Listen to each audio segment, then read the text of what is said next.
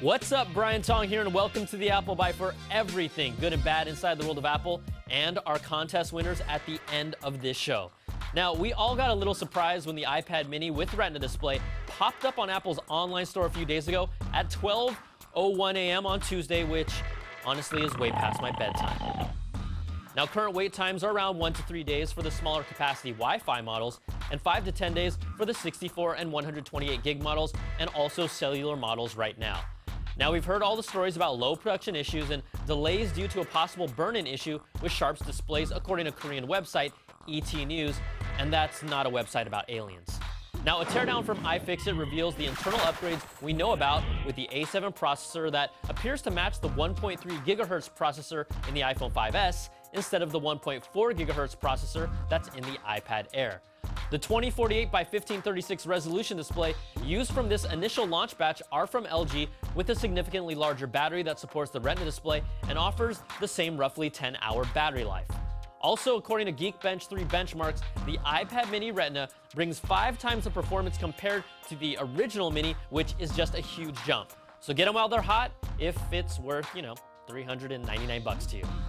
Also in Apple TV news, according to a report from NPD Display Search, Apple's long-rumored TV plans, which are far from being concrete due to hang-ups with content deals, have been pushed off to the side, with the rollout of wearables being a higher priority right now. Now, I've been saying we'd see an iWatch before an Apple TV because of these dynamics. The report also says Apple appears to be lining up resources for a television product introduction in the second half of 2014 with 2 to 3 large screen sizes and 4K resolution. But again, the hang-up has always been the content. Also, KGI securities analyst Ming-Chi Kuo, who, always likes to get his name in a story, agrees that due to difficulties in establishing an Apple TV supply chain and locking down content deals with the cable operators, he believes the TV project will be delayed to the end of 2015 or early 2016 at its earliest. And I'm still waiting to get smell-o-vision by then. All right, in iWatch rumors, the Korea Herald reports that NPD Display Search also believes that Apple's wearable iWatch product will come in a 1.7-inch screen size for men's watches and a smaller 1.3-inch screen size for women. But what about the woman who wants a big watch or the man with skinny wrists that wants a tiny watch? And what's an Apple Byte without an iPhone rumor? According to a Bloomberg report, Apple is developing new iPhone designs, including, get this, bigger screens with curved glass and enhanced sensors that can detect different levels of pressure.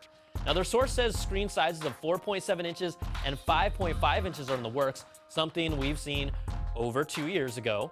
But I still don't get the real need for a curved screen unless you want a bigger bulge in your pants. So, when's the pre-order date? All right, let's get to the quick bites. Apple has launched a new page on its iTunes store for American Red Cross donations that will go directly to relief efforts for victims of Typhoon Haiyan in the Philippines. Now, 100% of the donation goes directly to the Red Cross, and you can donate as little as $5, so I really encourage you to give anything you can to this tragedy overseas. Now, let's shift gears a little bit, and if I told you 2 companies are back at it in court, who could they possibly be? Well, if you guessed Apple and Samsung, you win.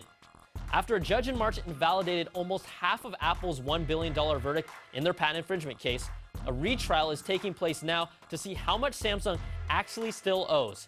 Now, they're still on the hook to pay the Big A roughly $600 million, but CNET reports Apple told the courts recently it still wants an additional $380 million in damages, just slightly less than the original $410 million.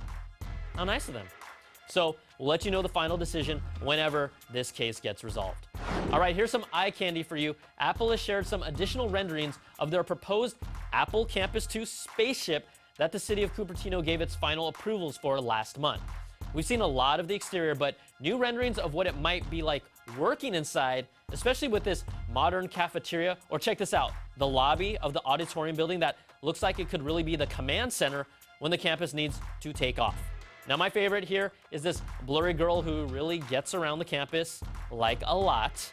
And who wouldn't want to drive into an underground parking lot that looks like a spaceport? That's awesome. All right, finally, let's get to our winners for the 2 copies of NBA 2K14. I asked you guys to send in your pictures of you decked out in your best NBA gear, and I got a lot of them. So congrats go out to Silas on Twitter, who, this guy is legit. He sleeps with shirts, jerseys, and basketballs. which isn't weird at all.